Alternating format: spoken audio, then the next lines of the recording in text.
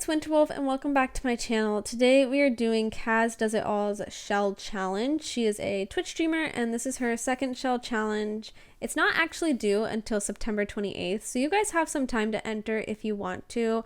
I don't think there's any prizes. I'm pretty sure it's just for fun, but she will tour your builds on stream on the deadline date 28th. So if you guys want to enter, I'll link some of her socials down below. Highly suggest you check out the challenge. Highly suggest that you guys check her out as well because she's just really nice and her streams are like super inclusive and all of that. So yeah, I've just been really itching to do some shell challenges, and so I started out with hers because the deadline was the earliest that I have in my Twitter bookmarks. So I wanted to do something different. Originally I was like making a basic house, and then I switched over to playing around with some roof pieces. As you can see, I've seen a lot of people do this. Kate Emerald is a great example of someone who's like messed around with a lot of roof pieces and made some really cool, like super futuristic, ultra modern, avant-garde builds. And I wanted to attempt that finally. I never thought that I could do this just because roofs are so like, they seem very complicated. So I just never ever attempted it. Maya Shmaya is another one who I've seen. I think she actually does this trick in one of her builds. So yeah, this isn't like I didn't come up with this. I've seen a lot of people do this. When I was doing my Get Famous art gallery build, when I was looking for inspo, I saw someone do something similar to this as well. So I didn't come up with this. I'm just finally doing it on my own as well. And I have to say, I'm really happy with how this turns out. I'm not really sure what style do you call this. Like, is it considered modern or like contemporary or futuristic? Like, I don't know what style of house this is, because I feel like when you think modern, you don't necessarily think this modern, you know? Or like this new or kind of futuristic looking. So I don't really know what style this house is, but I'm really in love with it and I think it turns out great. This is a really small shell, so it doesn't have that much on it. I did take advantage of the rooftop, and that actually becomes a small gardening area and also a place for yoga and painting. So there's an art easel up there and some yoga mats and a meditation thingy, so you guys can use that for wellness and all that cool stuff. So that was my way of taking advantage of the space. I also thought it was cool. I'm curious if the eaves of the roof will count as being overhead of the plants so they won't go out of season. I don't know if they will, but I'm curious to see if that is or isn't the case. So I did put the planters under there, and your Sims can walk under that, like it's tall enough to walk under and all that. So that's really, really great. But yeah, as you can see, I'm just kind of, it takes a lot of finessing to kind of get the things to match up perfectly. Another thing I really, really like are the amount of skylights in this build. So the one with the second floor has a skylight, 3 skylights from like the ones that are used from Island Living. Like they're like these little square glass panels, and I use that and it just looks so, so cool. And then obviously these roofs, because of where they're placed, also give a skylight to the first floor. Usually I can use like a trim so that it doesn't look like there's just this empty hole in the ceiling, but for some reason it didn't let me fix that when I did this build. So if you do look at it from the inside, like in screenshots, it does look a little bit odd, but like no one ever plays in that mode. Like you'd have to be in the tab mode. So no one really does that. So I don't really think you have an issue with it. And it does just let in light. Like it's not glitchy or anything. So this build is like totally usable. I did not play test this build. However, I don't see anything that would be like a major issue in this build. So it should be completely downloadable. I also really liked using these eco lifestyle windows. I never use them because a lot of the eco lifestyle windows, as cool as they are, just seem like very hard to use. You know, like they're kind of really blocky and a lot of them are very like ultra modern. So they're just kind of like not useful. But this time they were, and they made this super cool build possible, and I absolutely love that I got to use them. I think this is my second time using these windows. I used them for my most recent build as well, or one of my more recent builds as well. But yeah, anyways, how are you guys doing? I'm doing great. I've been doing a lot of work. I love feeling productive. I miss feeling productive. I feel like when I was in college the last couple of years, ever since like COVID, I just haven't felt very productive. Even if I'm like getting work done, I feel like it's kind of just because I have to and I'm not actually putting effort into it. But like now that I'm doing work and I'm taking the semester off and just doing some of my own work instead, I'm having so much fun. And I think I've just been having like a lot of fun. That's basically the point. I've been feeling really productive. I've been getting a lot of work done. Obviously not including my YouTube stuff because this isn't really work. This is just like hobby stuff, but actual work I've been doing has been really, really fun. So I've had a great time lately. What else is there to say? Oh, also the way I hide the fact that you can see the trim, like you because you can't get rid of the roof completely, like it does show a little bit. I just hid it with bushes, so you won't actually see anything, but it's there. You just won't notice it. So yeah, and then those are the skylights I was talking about over the top, connecting with the Eco Lifestyle windows, which is super great. I actually had to layer 2 windows because the Eco Lifestyle ones glitch when they go over from, if they're like intersecting between one wall and the wall above it, then the top part of it won't work, so I had to fix that a little bit. Here you see that I'm sizing up a, what do you call those things? Like the things that go over the stove. I do that a lot. Well, I don't do it a lot, but I've done it before, I think, for Nard Villain's shell, where it just kind of makes like a fridge that's inside the wall, which I think is really, really cool. I also mix and match some counters. We use these lovely Jungle Adventure counters. I love Jungle Adventure. Jungle Adventure is one of my favorite game packs in the game because it comes with beautiful build buy objects, and the world of Jungle Adventure is like absolutely gorgeous, and the gameplay is really great. I love that you can be an archaeologist. I just wish you could live there. That is the only thing I really wish that you could do. I also like that they gave some new culture and some food, which was really cool as well. So anyways, I really like Jungle Adventure is my point. I also just like because you can like get engaged there. It's definitely my favorite over Outdoor Retreat, which is the only other vacation world we really have. I mean, I guess we have Snowy Escape, but that's like an actual world.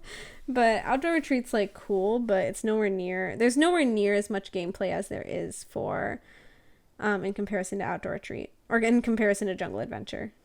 You know, Jungle Adventure just tops it a lot.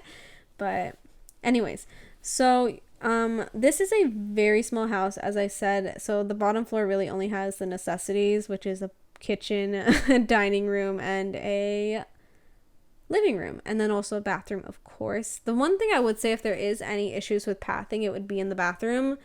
I don't suspect that there will be, but if there is, that's why. So yeah, as you can see, I've mixed them with the new Dream Home Decorator counters, which I really like. I just wish that it was easier to mismatch counters in this game, because it would be really nice, because I feel like all counters get like super repetitive, especially ones that have details on the front, like the Jungle Adventure one has drawers and stuff. So I just feel like it gets really repetitive to just have the same thing over and over again. I mean, I guess it's realistic, I think, but it just bothers me lately. I don't know why. I never used to have an issue with it, but now I do. So I wish we could mismatch more like easily so that some of the stuff match. Like this kind of matches. I don't think you would really look at it and be like, oh, those are definitely not matching. But they're obviously different, you know? And some of the other ones, like I wanted to use that Sulani one, but it didn't match perfectly. Or some of the ones that like have the same color swatches, but they have the wrong countertop color. So then I can't use it anyways, which is really, really sad. So anyways, we know how EA works with its swatches, and that's like a big thing to ask. They already have issue with regular swatches. There's no way they're going to take the time to make sure all counters match with each other. I mean, that's not really a big priority, and it's not something you would expect either, but it would just be like a cool added bonus. I'm also not sure if the fridge functions. I know I've seen it function before, but I'm not sure if I placed it far enough out to make sure that it actually functions. So if it doesn't, then you just need to pull the fridge out a little bit more. But yeah. Anyways, I'm so happy with this build. I don't know if I accidentally cheated. I don't think I have, but because I'm so used to just doing whatever I want, it's possible that maybe I could have pulled a wall. I don't think I do at all. I'm pretty sure this is the exact shell. The only thing I did add are platforms to make this like second gazebo area on the left side of the build. which I think is super cool. It's been kind of interesting to see how people use platforms in shell challenges, because you can't add exterior walls in shell challenges. However, you can basically raise a platform up to be a separate wall and then use a really tall half wall.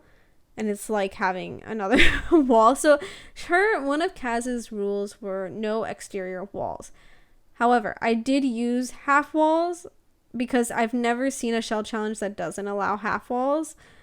So I actually don't know if when she said no walls, she meant both normal walls and half walls. I really hope she didn't, because then this isn't actually following her rules. But I personally only used it for like the roofing, so I don't think it's an issue. Like, I could have used a fence instead, or just use the platforms, but the half walls, you can match the swatches better, so that's why I used the half walls instead. I don't think that's cheating, because usually when you talk about exterior walls in a shell challenge, it's just the full walls. But I don't know, and I was too lazy to ask her at the time because I was streaming, and I was like, whatever, we'll just go for it. So yeah. This isn't limited pack, as you can see. A lot of the packs that were used were the Industrial Loft Kit I use a little bit of, Jungle Adventure, Dream Home Decorator, and then obviously Eco Lifestyle, Spa Day, and Seasons were the main stuff. There's like little stuff from a lot of packs. Like, I used some of the Country Kitchen decor, and I used some of the random other decor that you can find in this game that probably doesn't really belong in a pack but is. So all in all, like, you can download the build and see what you can actually get out of it. You might miss some major decor pieces, but if you have Dream Home Decorator, Jungle Adventure, then you should have the majority of this build furnished. And the Loft Kit, I guess. Loft Kit's not as necessary, but the other two are. They're more necessary, at least. So yeah, and then for the exterior, you definitely need to have Eco Lifestyle and Island Living for the skylights, and the window placements. Get Famous is where the door is from. So yeah, that's pretty much it. I also never realized that Cool Kitchen comes with some really cool paintings. Really cool, like, minimalistic Scandinavian paintings that I just did not know exist. I also struggled a lot with this living room for some reason. At one point I gave up, and then I remembered that we have these beautiful shelves from Eco Lifestyle, which I am so in love with, but it really confuses me because it's not in the bookshelf section, even though this kind of is a bookshelf. It's actually just in the shelves section, which is different from the bookshelf section. So I always forget that these exist, but they're my favorite pieces in the game. I was so psyched when these came out. I was like over the moon, in love with this stuff. Like, you can check out my first Eco Lifestyle build. I used them. I tried using them as much as I could. Eco is just a really great pack if you're a builder. If you're a gameplay person, it kind of depends on what gameplay you like.